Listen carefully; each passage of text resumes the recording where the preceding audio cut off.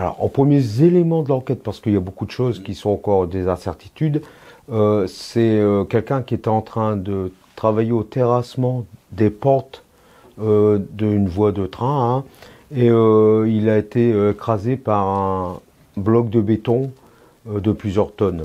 C'est quelqu'un qui appartient à une entreprise. Alors, on a une chaîne de sous-traitance conséquente, comme d'habitude dans les TP, qui appartient à une entreprise qui s'appelle Oise TP et qui était en contrat d'insertion dans cette entreprise.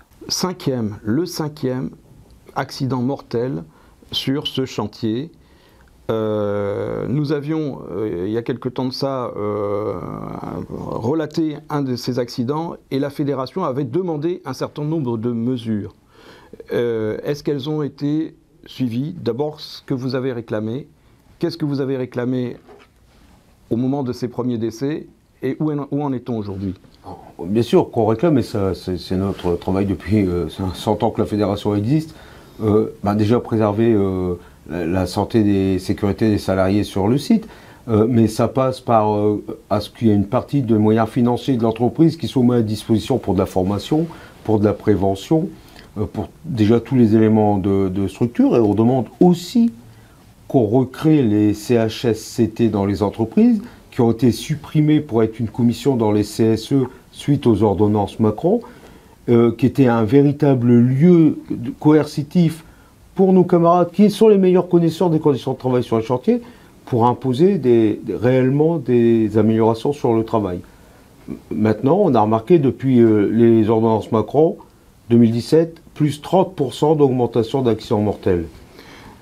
Ça fait partie des revendications globales de la CGT, mais vous avez aussi demandé, à la suite de ces accidents mortels, un certain nombre de mesures précises, là, notamment sur ce chantier qui est véritablement très dangereux, la fin de la sous-traitance, l'accès des chantiers, des tables rondes avec les groupes et les organisations syndicales, et aussi la possibilité d'avoir des permanences syndicales. Sur toutes ces demandes, où est-ce que vous en êtes ?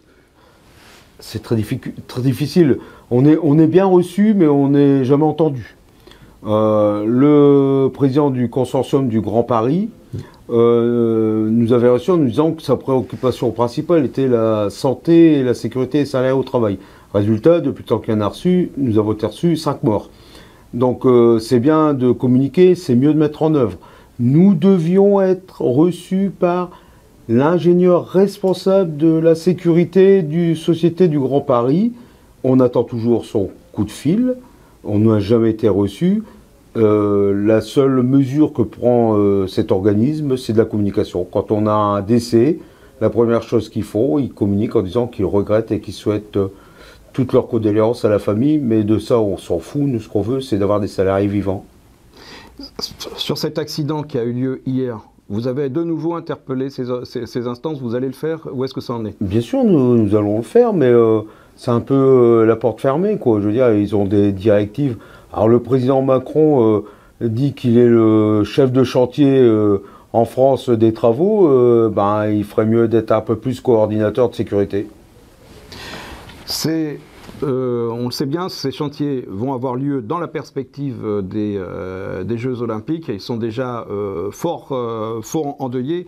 Vous n'avez pas d'autres précisions quant à des mesures qui seraient prises ou qui seraient annoncées pour améliorer ça? Non, mais vous savez, en France, la mort d'un ouvrier coûte pas cher. Et quand on voit que sur le dernier sondage Eurostat, nous sommes placés en avant-dernière position, c'est la Moldavie qui est derrière nous, concernant le taux de mort au travail, on se rend compte qu'en France, il n'y a pas de considération pour le salarié mort au travail.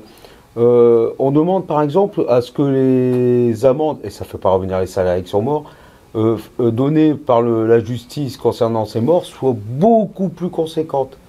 Un mort au travail quand l'entreprise est responsable, c'est 100 000 à 200 000 euros, ce qui est très peu par rapport à la somme d'argent générée par ces activités. Donc c'est ça que vaut la vie d'un ouvrier aujourd'hui. 100 000 euros.